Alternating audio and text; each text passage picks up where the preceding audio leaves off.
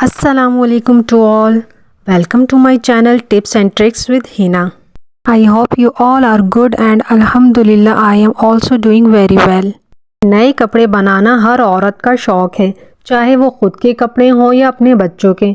जहाँ कोई अच्छा कपड़ा नज़र आए और तो और वो कम कीमत में मिल रहा हो तो सोने पर सुहागा मानकर उसे फ़ौरन ख़रीदने की करती हैं। क्या करें भाई, दुनियावी ज़रूरत भी तो है। बरक्स इसके जब कहीं जाना हो तो पहनने को कपड़े नहीं होते और अलमारी खोलें तो तमाम कपड़े मुंह को आ रहे होते हैं। ऐसे में अगर हम अपने कपड़ों को स्मार्टली ऑर्गेनाइज कर लें, यानी आने जाने के कपड़े अलग, घर में पहनने के कपड़े अलग और काम के कपड़े अलग। जी बिल्कुल, मैं इसी तरह करती हूँ। जब मैंने लॉन्ड्री करनी हो या घर की कोई डीप क्लीनिंग करनी हो तो उसके लिए अलग मैंने 2-3 पुराने सूट रखे हुए हैं, या फिर शर्ट एंड ट्राउज़र्स पहनकर काम करना भी काफ़ी कंफर्टेबल और इजी रहता है। तो जो पुराने दुपट्टे होते हैं ऑर्गेनाइज़र बनाने के लिए मैंने इनको यूटिलाइज़ कर लिया। ऑर्गेनाइज़र बनाने के लिए मैंने एक बॉक्स लिया और एक पुराने दुपट्टे में रैप करके पिन से सिक्योर कर दिया। पिन को मैंने इस तरह से लगाया है कि बॉक्स की जो डबल लेयर है उसकी फर्स्ट लेयर में मैंने पिन को लगा दिया ताकि वो हाथ में चुभे ना, और ये ज़बरदस्त कलरफुल ऑर्गेनाइज़र रेडी हो गया।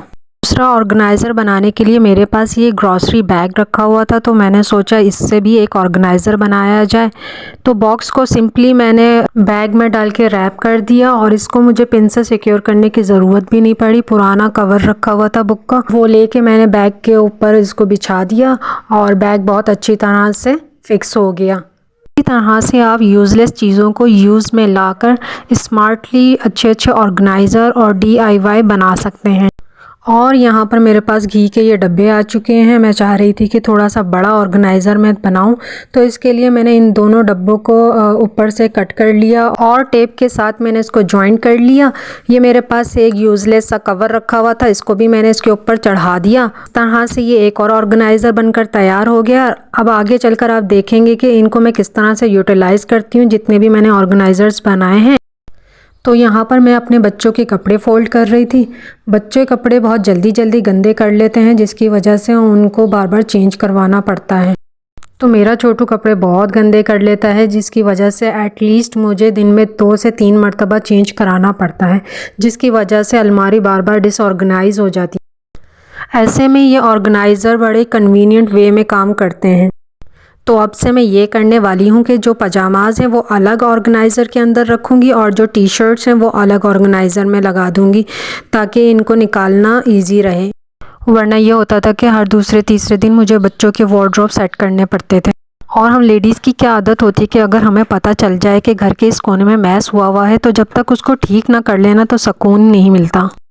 यहाँ मैं अपनी बेटी की कबर्ड दिखा रही हूँ। पहले मैं इस तरह से कपड़े अरेंज किया करती थी। इसमें क्या होता था कि एक सूट निकालने के चक्कर में सारे कपड़े ही अलमारी से बाहर गिर जाते थे, या फिर पीछे वाले कपड़े ना नज़र आने की वजह से कंटिन्यूसली रिपीट हो रहे होते थे। तो जी पूरे कबर्ड के कपड़ों को मैंने सिर्फ 2 ऑर्गेनाइज़र में अरेंज करके इस परेशानी से छुटकारा हासिल कर लिया है। और ये देखें कपड़े निकालना कितना इजी हो गया है। इस ऑर्गेनाइज़र में मैंने अपनी बेटी की सारी पैंट्स रख दी थी। अब वो खुद से अपने टॉप के साथ मैच करके कपड़े इजीली निकाल लेती है। तो एक ऑर्गेनाइज़र मैंने अपने बेटे के कबर्ड में रख दिया और जो 2 ऑर्गेनाइज़र और बनाए थे वो मैंने अपनी बेटी की कबर्ड में रख दिए। तो आपने देखा कि किस तरह से मैंने सारे कपड़ों को सिर्फ 2 ऑर्गेनाइज़र में अरेंज कर लिया। तो है ना कपड़ों से रिलेटेड ये ज़बरदस्त किस्म की ऑर्गेनाइज़र। अगर आपको मेरी वीडियो अच्छी लगी हो तो please like, share and subscribe करना ना भूलिएगा। और कमेंट सेक्शन में मुझे कमेंट करके ज़रूर बताइएगा कि मेरी प्यारी प्यारी देखने वाली बहनें मुझे किस कंट्री और सिटी से देख रही हैं। फिर मिलूंगी नेक्स्ट वीडियो में न्यू टिप्स एंड ट्रिक्स के साथ। जब तक के लिए अपना बहुत ख्याल रखिएगा। अल्लाह हाफिज़।